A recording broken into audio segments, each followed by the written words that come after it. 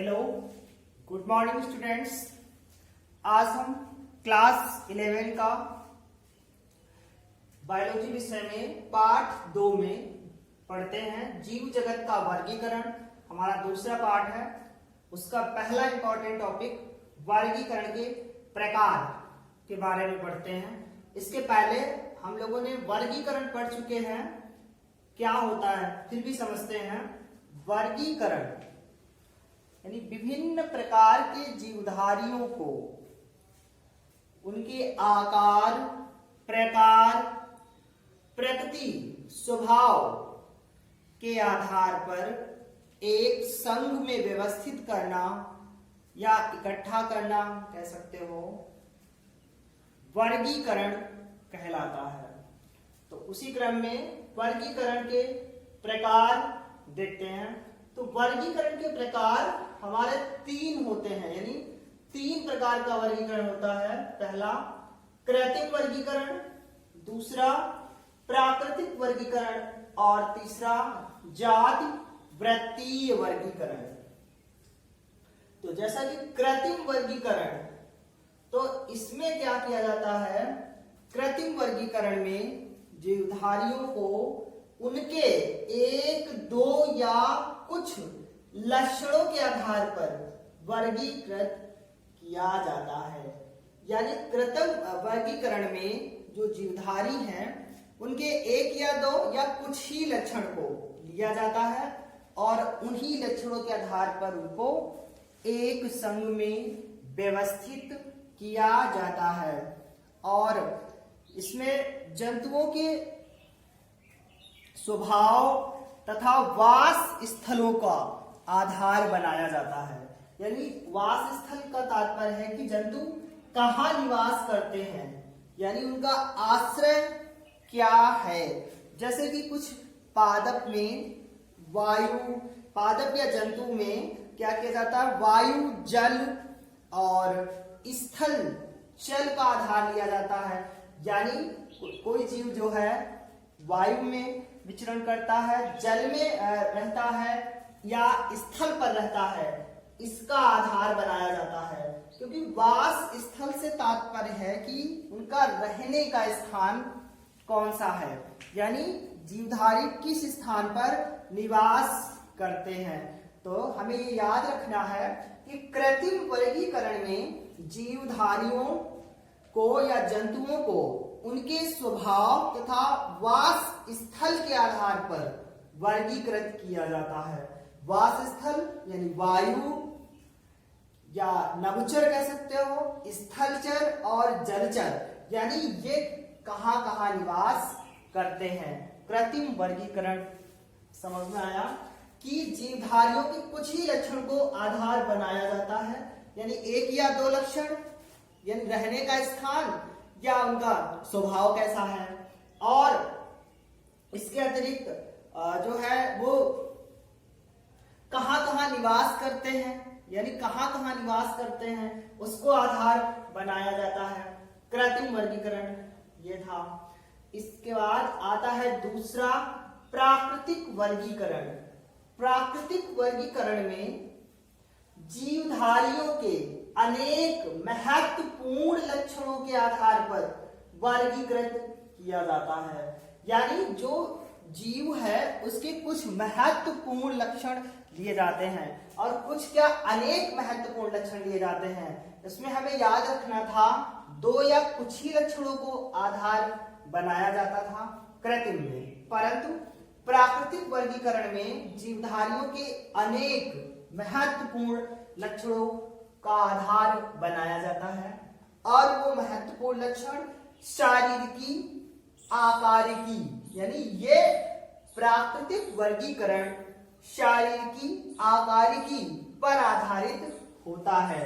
यानी इसमें जो जीवधारी हैं प्राकृतिक वर्गीकरण में कि उनका जो शारीरिक संगठन कैसा है, या शारीरिक ढांचा, शरीर की बनावट कैसी है, आकार की यानी उसके शरीर का आकार कैसा है, इसको आधार बनाया जाता है। और खास बात इस वर्गीकरण में जीवों के पारस्परिक संबंधों को भी आधार बनाया जाता है।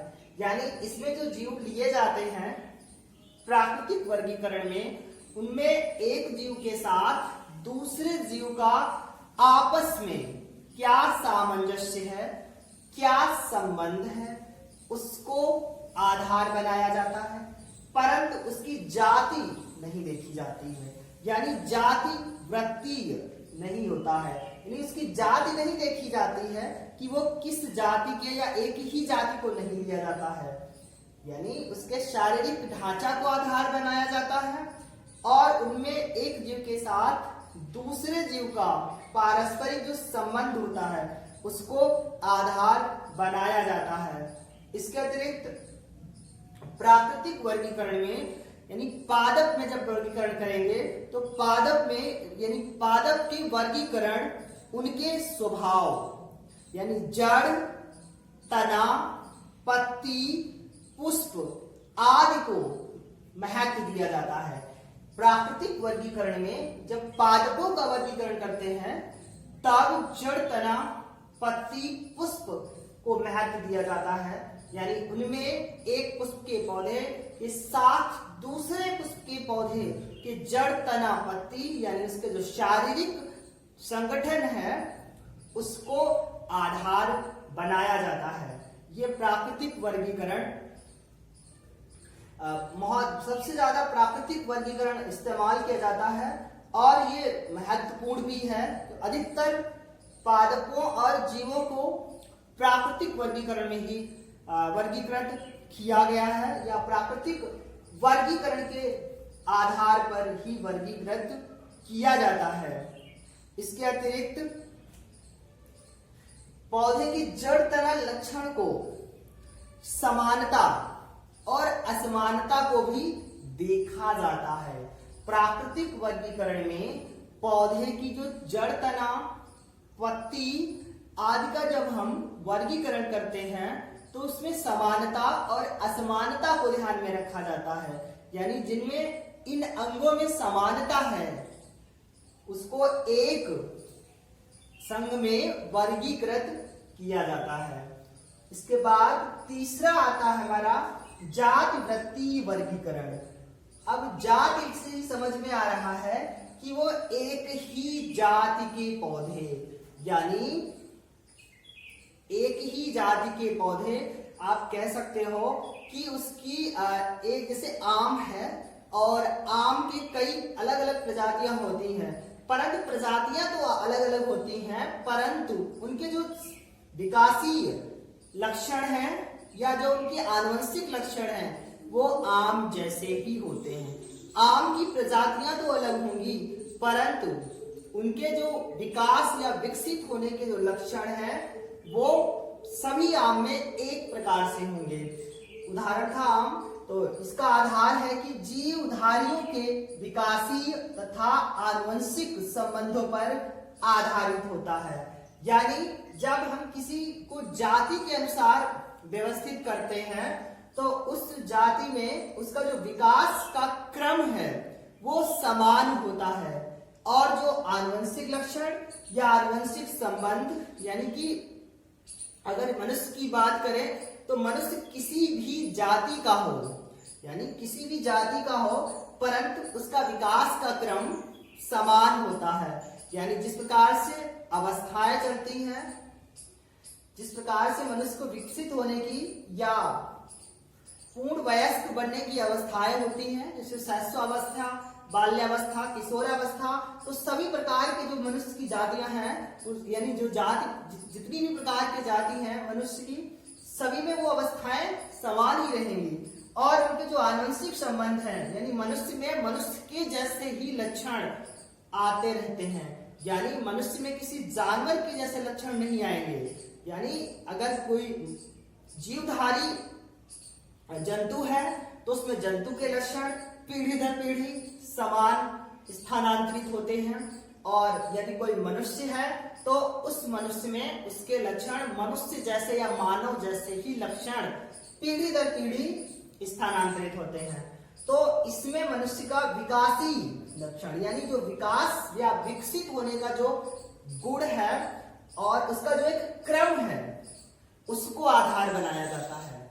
उसी के साथ दूसरा महत्वपूर्ण पॉइंट आनुवंशिक संबंधों पर आधारित होता है, यानी जो आनुवंशिक लक्षण है उस जीवधारी की जाति से मिलते हैं तो उन सभी को एक ही जाति में रखा जाता है और ऐसा वर्गीकरण जातिवृत्तीय वर्गीकरण कहलाता है।